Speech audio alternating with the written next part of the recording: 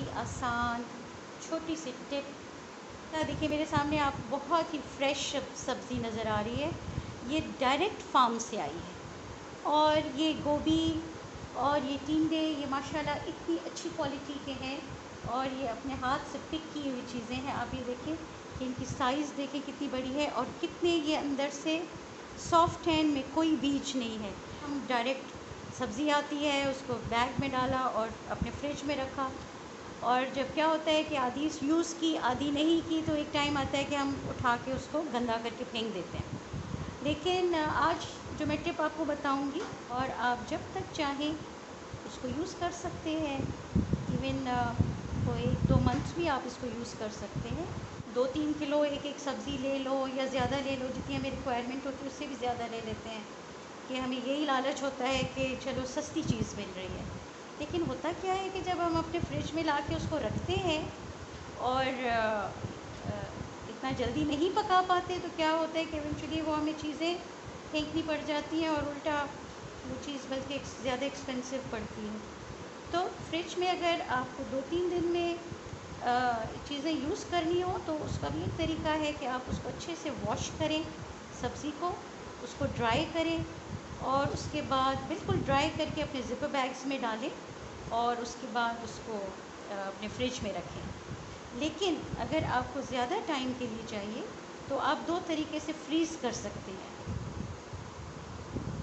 ये वो चीज़ें हैं जो हमें जब शादी हुई तो बिल्कुल नहीं पता था कि चीज़ों को कैसे ज़्यादा देर तक प्रिज़र्व किया जा सकता है और सब्ज़ियों में जायका कैसे आता है। ये सब आती आती चीज़ें आती हैं। बहुत सारी ख़वातीन जो कुकिंग करती रहती हैं उनको तो ये सब मालूम होगा, लेकिन अक्सर जो छोटी बच्चियाँ होती हैं, नई शादी होती है तो उनको घर गृहस्थी का इतना मालूम नहीं होता।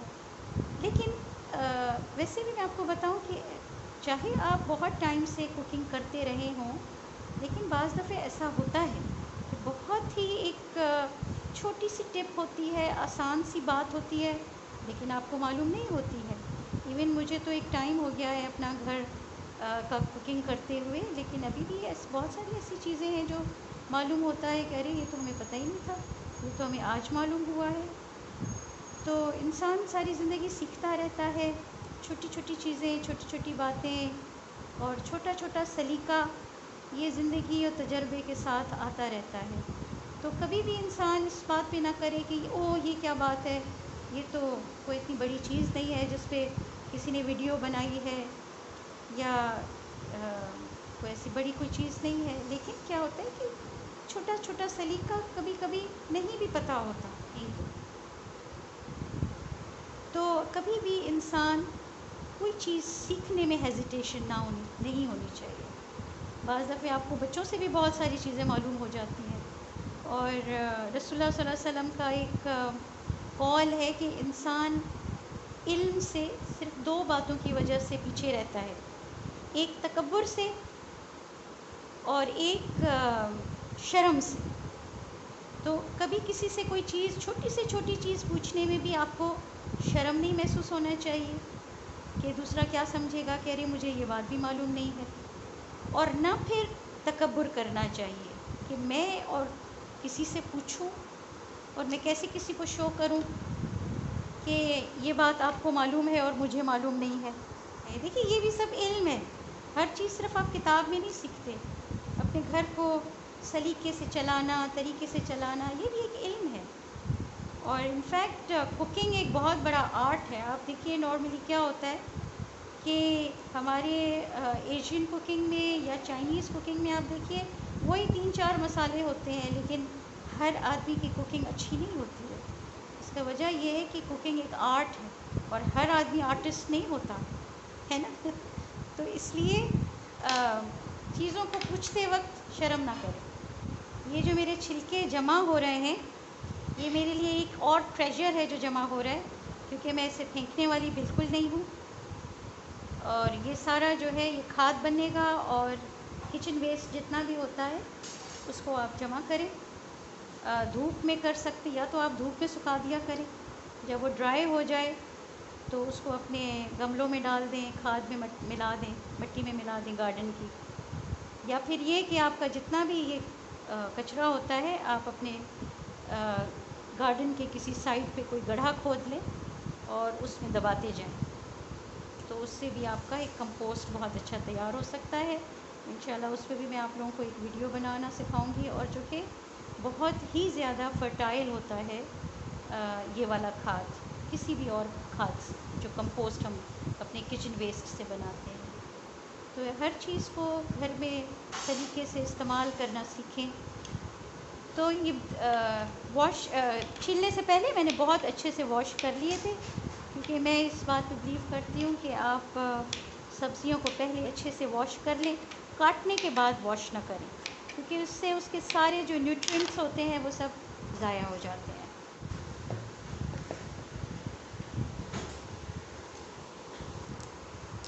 ये जो भी वेस्ट आपको नज़र आ रहा है, ये सारा मेरा फर्टिलाइज़र बनने वाला है इंशाल्लाह।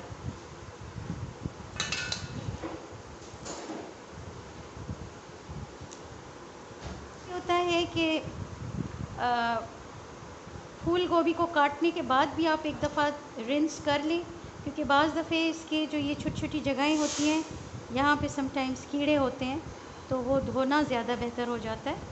अगर आपको कॉलीफ्लावर पकानी है तो पहले धोने से पहले भी, काटने से पहले धो लें, और उसके बाद जब आप काट लें, ऐसे फूल निकाल लें, तो इसको भी एक दफ़ा धो लें तो अच्छा है।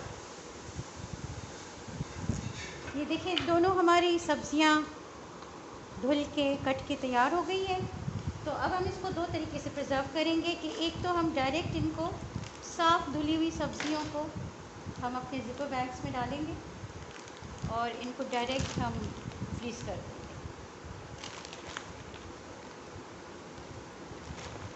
तो मैं हाफ़ को एक और तरीके से आपको बताती हूँ प्रिज़र्व करना, और हाफ़ सब्ज़ी को मैं और तरीके से आपको बता रही हूँ कि हम, और जब ये फ्रीज़ हो जाएंगे तो आपकी मर्ज़ी है कि आप इसको जिस तरह चाहें, जितनी क्वांटिटी में इसमें से निकाल के और आप इसको यूज़ कर सकते। अब ये डायरेक्ट जाएगा हमारे फ्रीज़र में।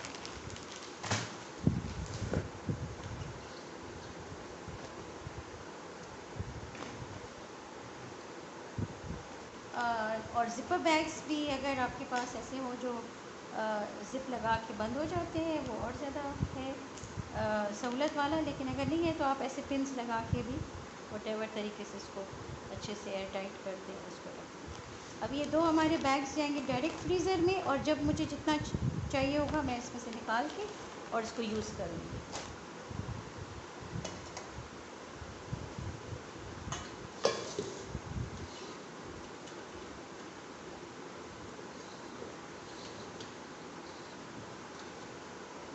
और अब इसमें थोड़ा सा हम पानी डालेंगे, एक एक कप जितना, और इसको बॉयल देकर जब ये थोड़े से सॉफ्ट हो जाएंगे तो फिर हम इसको बॉक्सेस में डाल के फ्रीज़ कर देंगे। और ये हमारा गोभी और ये जो हमारे टिंडे हैं, तो ये दो तरीके से हमने फ्रीज़ करने के लिए रखे हैं। तो एक ये कच्ची है सब्ज़ी और एक में हमने बॉईल करके रखा है। अब सिर्फ हमने करना ये है कि जिस वक्त हमने इसको पकाना है, इसको डिफ्रॉस्ट नहीं करेंगे, हम डायरेक्ट इसको निकाल के और अपने जो देगची है उसमें डालेंगे, मसाले में डाल के इसको पका लेंगे।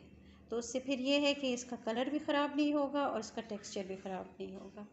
और अगर आपको ये वीडियो अच्छी लगी है तो इसको ज़रूर लाइक करें और चैनल को सब्सक्राइब करें, अगर आपको ऐसी ही छोटी छोटी टिप्स देखते रहनी है।